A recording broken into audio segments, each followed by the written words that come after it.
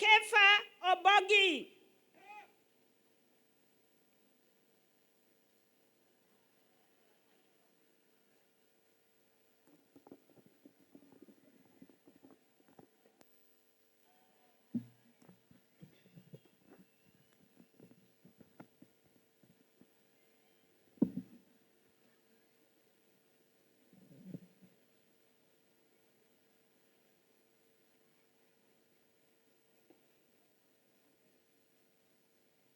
Constable Daniel Wambua, Prison Constable Mercy Thomas, Prison Constable Anthony Kimani, Prison Constable Thomas Chelimo na vile vile Prison Constable Philemon Kasaro. Karibu Mheshimiwa Rais.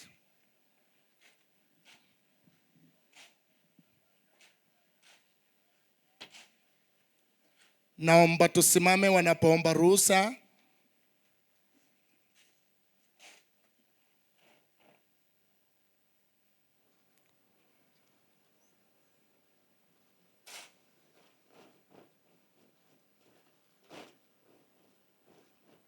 Asante Mheshimiwa Rais.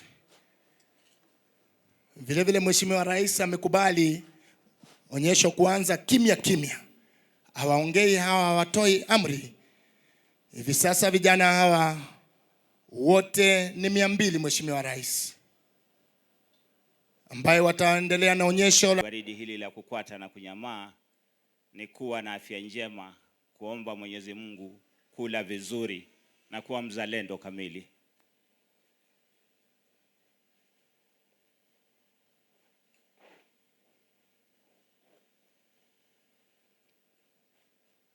Ushupavu ambao wanaonyesha vijana hawa katika silent drill inaweza kuwa tu wanaona kama onyesho hivi hivi, lakini kuna mafunzo mengi katika maisha yetu ya sisi kama wana magereza na hali kadhalika kwa taifa mzima. Ukikumbuka kwamba vitendo kwata zile drills wanazofanya hapa zinakaribiana na zile kwata ambazo zimefanywa na ile gwaridi kubwa hapa kwa ule muda wote, lakini hao wanatimiza tu kwa muda wa dakika 15. Na washauri msikubali kugawanywa katika misingi ya ukabila ama dini ama tofauti zingine zote. Ninyi ni Wakenya.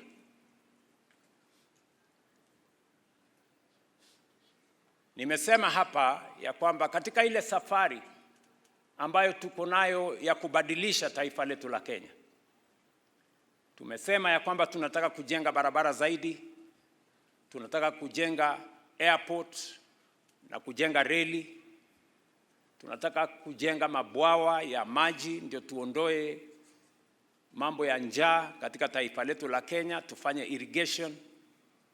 Tumesema pia tuzalishe umeme ambayo itatusaidia kwa mambo ya industrialization na maendeleo katika taifa letu. Lakini vile vile tumesema lazima tuwe wazalendo wa taifa letu la Kenya. Haiwezekani tuweze kuyakamilisha yale yote ambayo tumepangia na tumekadiria kama hatutakuwa na umoja wa kitaifa, kama hatutapenda nchi yetu, kama hatutajiamini kama Wakenya, na kupenda taifa letu na kumpenda Mwenyezi Mungu. Kwa hivyo nawauliza vijana, wakijaribu kusema nyinyi ni Wakalenjin, muambie sisi ni Wakenya. Wakisema nyinyi ni Wakikuyu, waambie hapana, sisi ni Wakenya. Wakisema nyinyi ni Wakisii, waambie hapana, sisi ni Wakenya. Kwa sababu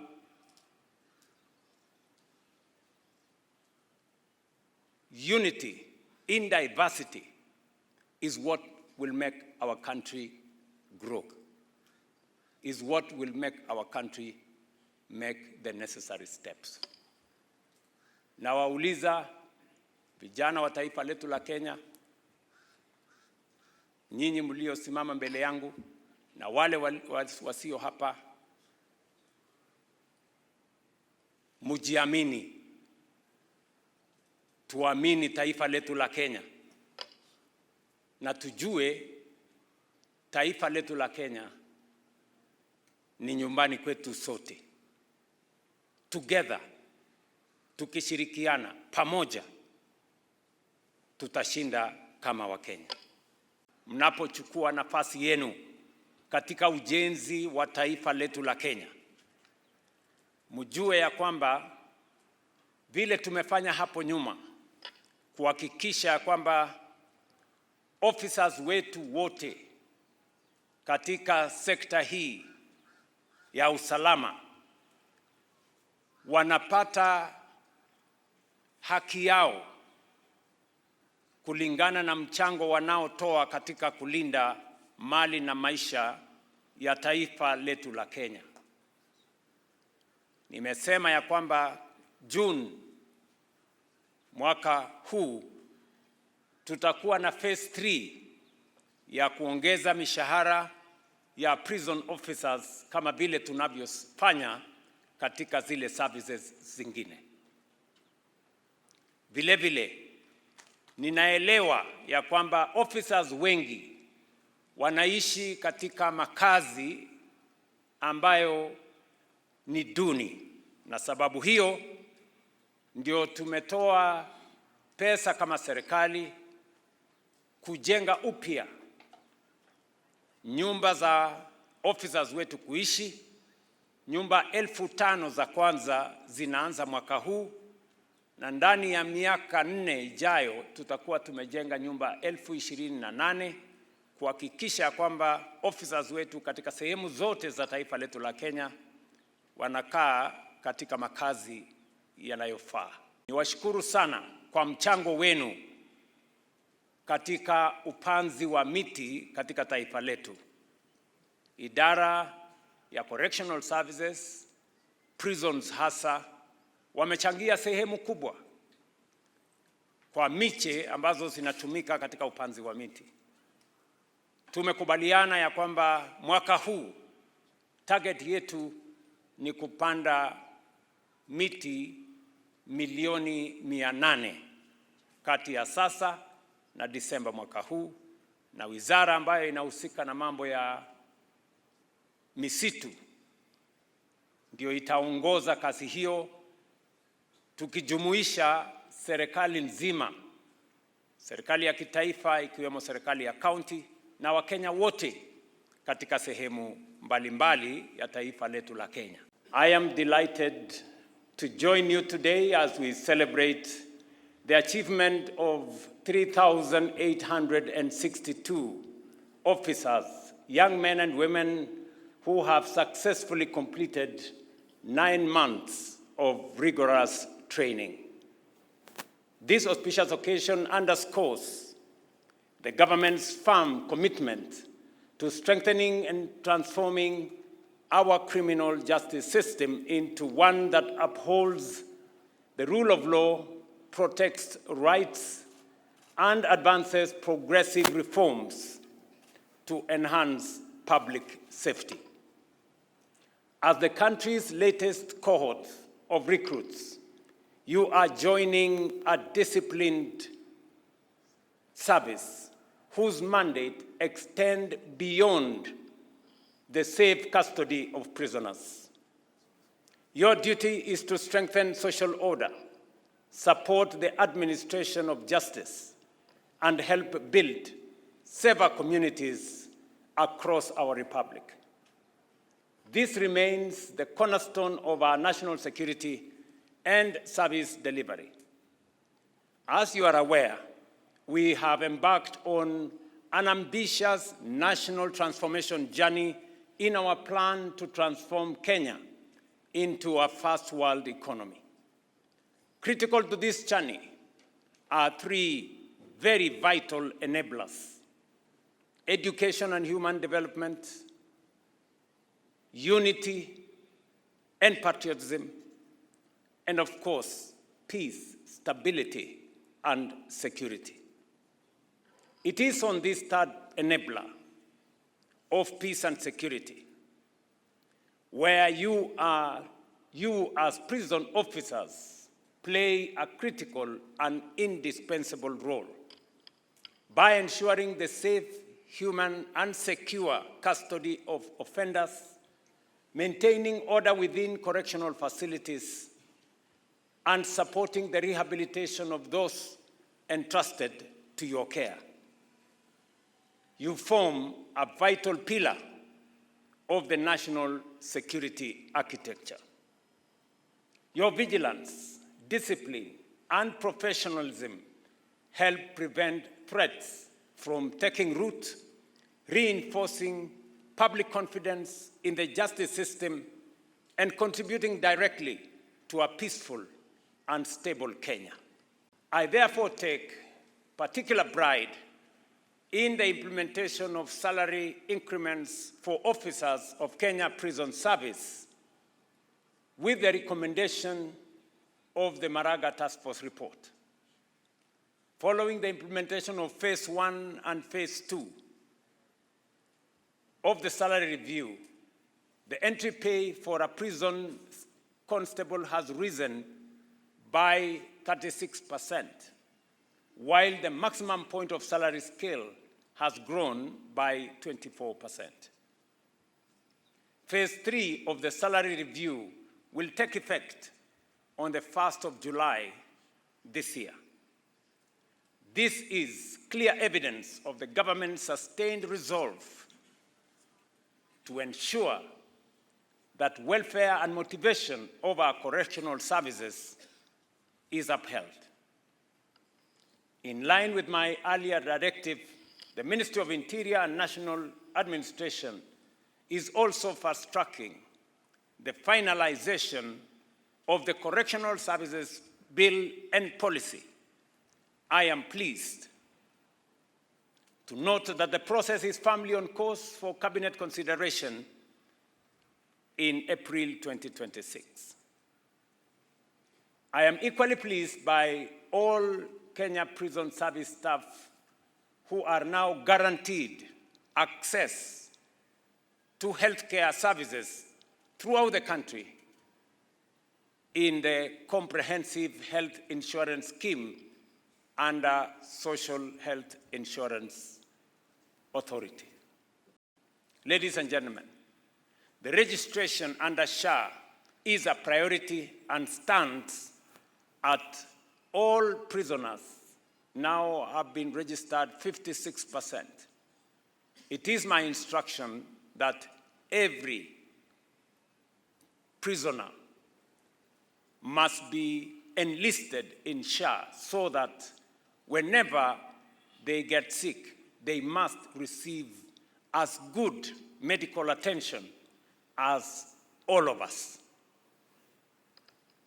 The establishment of the Wanini Kireri Magereza Level 4 Hospital at the prison's staff training college here is a decisive step in making sure that we access healthcare. The facility will serve our officers and the surrounding community here in Ruiru,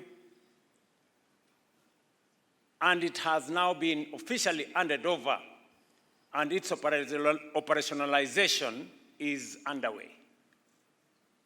I have agreed with the Ministry of Interior that this facility will be operational fully operational in the next 2 weeks. And therefore, officers here and the community around will have access to modern healthcare facilities. The county government of Kiambu, earlier we discussed with the governor that they will also participate in making sure that if there are any additional facilities or support in terms of human capital and other support that may require. I commend the Kenya Prison Service for the notable progress made under the Greening Kenya initiative in support of the national target of planting 15 billion trees by 2032. The service has already planted over 6.8 million trees. An additional 1.8 million mature seedlings are ready for transplanting in 76 departmental tree nurseries. As a result of the enhanced tree planting measures across the nation, the national tree cover has risen to 12.9% from less than 10% 5 years ago, with the prisons department making a significant contribution, for which I am truly grateful. The institutionalization of the tree planting every fourth Thursday of the month further demonstrates your commendable commitment to environmental sustainability and climate resilience. I urge you to fully utilize the upcoming rainy season, mobilize resources, and intensify your efforts so that you not only meet but also exceed your targets. In fulfillment of the government's commitment to the welfare of those who serve this nation, I have directed the State Department for Housing and Urban Development to build 28,000 institutional housing units for the Kenyan prisons. A dedicated portion will support the probation and aftercare system, ensuring our officers live in dignified and secure homes befitting their dedicated service to our nation. Phase 2 of the program, representing about 5,000 units of the total housing initiative, is firmly on course, targeting selected correctional facilities, and more housing units will be built. Over the next 4 years, we want to ensure that every serving prison officer lives in a decent house. Under our agricultural bill in the bottom-up economic transformation agenda, the 7 maize-producing stations have achieved about 85% of projected harvests, much of which has already been milled and distributed to different parts and different stations across Kenya. Rice production at Mwea Prison Farm has reached 60% of the anticipated yield, while vegetable production across stations stands at 70%.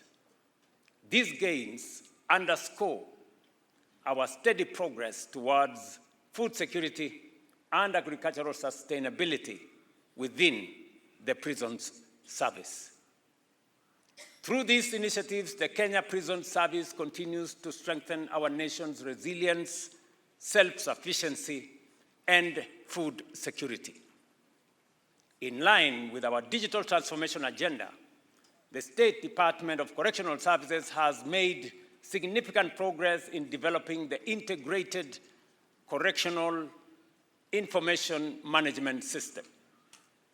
Today, over 70% of correctional facilities are connected to the national fiber network, enabling seamless and real-time information sharing across the criminal justice ecosystem.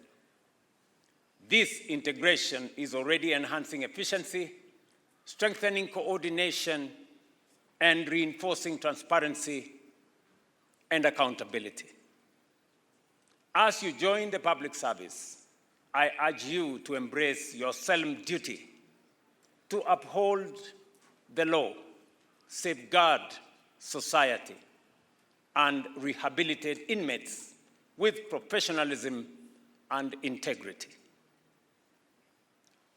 Maintain zero tolerance to corruption, malpractices, and let discipline and patriotism guide your actions as you contribute both individually and collectively to the transformation of our great nation.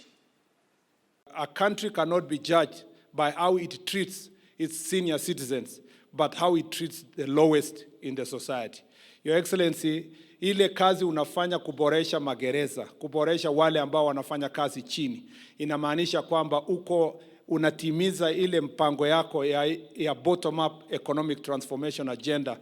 Na sisi kama idara tunafurahia kazi yako, tunakushukuru Mheshimiwa Rais kwa mipango yote ya housing, ya health, ya mambo yote ambayo unafanya kuhakikisha kwamba hii idara na Wakenya wameweza kufaidika. Excellency, tunataka kukushukuru pia kwa sababu wakati ulipoingia katika serikali hii, ulihakikisha ya kwamba kama vile uliwaahidi wa Kenya kwamba serikali yako itakuwa ni bottom up. Ulianza kwanza kwa kuangalia wafanyikazi wa serikali ambao wako katika kitengo cha chini katika idara tofauti, aswa katika mambo ya usalama na mambo ya magereza. Mheshimiwa Rais, mpango yako hiyo katika ile jobokazi uliweka na ile ripoti ulipata, umetekeleza tayari, na hawa maafisa wamefurahi sana kwa sababu ya kazi yako. Tunashukuru kwa sababu hawa Wakenya 3,800 hawangekuwa kwa kazi hivi sasa. Hawa ni vijana, hawa ni baadhi ya wale ulisema utahakikisha kwamba wamepewa kazi. Mbali na kwamba unaboresha idara ya magereza, wewe pia umewapatia nafasi hawa wa kufanya kazi. Na kwa hivyo familia nyingi sana ambao wamekuja hapa, wengine wako nyumbani, kupata matumaini kupitia ile nafasi vijana hawa wamepata kwa kazi. Na ulisikia Mheshimiwa Rais wakati walichukua kiapo, walisema kwamba wao watakuwa waaminifu kwa taifa, watakuwa pia wanatii amri na watakuwa wazalendo. Mheshimiwa Rais, hawa ni baadhi ya vijana wa ile generation tunaita Gen Z, na wao ni patriots ambao wanataka kulinda nchi yao. Wao wamepitia ile training inayofaa. They have been taken through the proper training, wakuwe disciplined vijana, lakini pia wao ni wazalendo ambao wako tayari kutumikia nchi yao.